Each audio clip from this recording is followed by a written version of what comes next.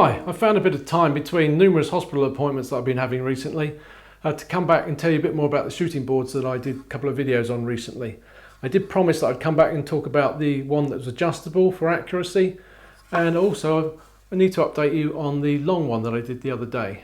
Now the long one, so I showed you a quick way of making it, I've found it so much more useful than the other method I was using that I've made this nicely now. I've housed both the shooting block, a fence, and also the hook on it, and given myself a full 4 foot of shooting capacity on that.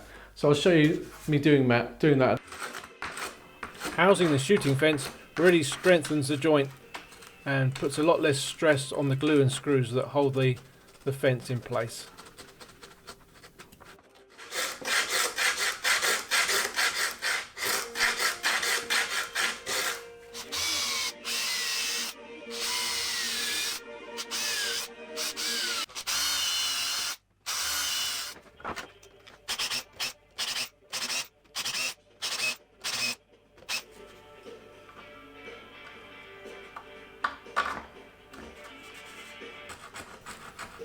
Likewise with the hook.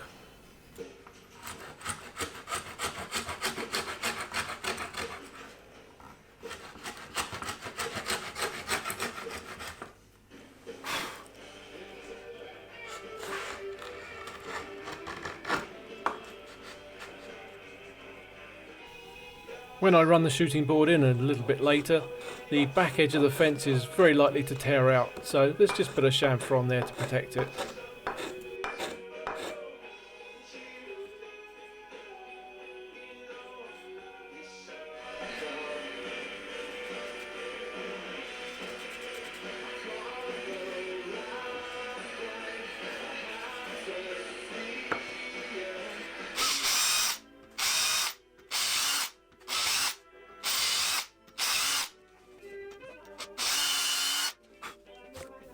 We'll stop everything moving around by putting a screw in, and a little bit of wax on all the screws is always good practice when you're putting them into hardwood.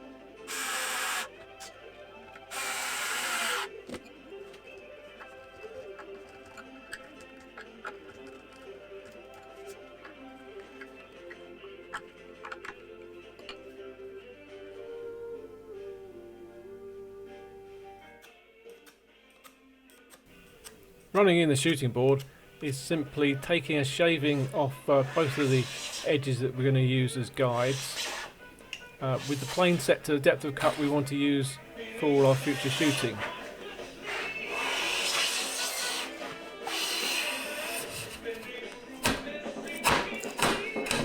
Because the blade doesn't reach the far edge of the plane, that shaving only comes from the top part of the shooting board itself. And the bottom bit is never touched. When we get to that point, the plane won't cut anymore.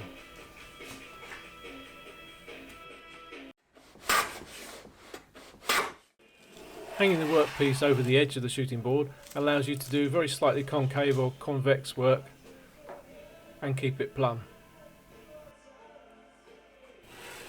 Use the edge of the shooting board as a guide for straight and plumb cuts, and combine that with the fence for square cuts.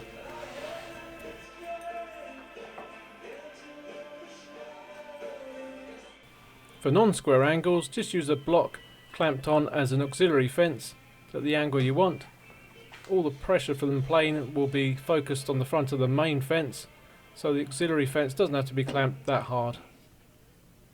Adjust the angle by tapping with a hammer, or you can use paper shims to get really accurate results.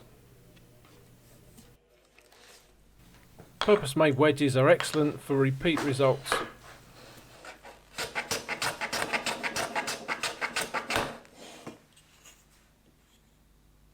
I've also done in the past the mitre shooting board for large carcass miters. Check that out here. Let's get back to the main one, which I was going to update you on, which was the one with the adjustable fence. So here it is in its normal setup, shooting to the right hand side of the fence in front of me. Works perfectly well, as I showed before. Now the reason I put this second fence on is something that crops up, a couple of reasons really, one for me and one for everybody. The one for everyone is if you're shooting the edge of a board, so with the grain, you have your reference face down, and you'd be shooting like so. Now sometimes you're not going to be shooting in the right direction to not get tear out. So you want to keep the same reference face down and be able to shoot that edge nice and plumb. So what can we do? Well, all I need to do is slide it back to this second fence, reverse the plane over. Now I'm planing it in the opposite direction and I can avoid the tear out. So that's the one reason. Second reason is for me purely, and that is I've been suffering with arthritis badly in my hands, and shooting forwards, as I've been doing for about 20 years now, the grip that I need for that, and I guess the toll of all the woodwork I've done isn't making the arthritis any better. So I've got the alternative way of doing it now is I can shoot towards me, which is a similar grip, but when I'm moving the plane forward I don't have to grip it hard, and when I'm actually making the cut I'm pulling with my fingers, which is a completely different grip, and that doesn't hurt at all, so that's much better.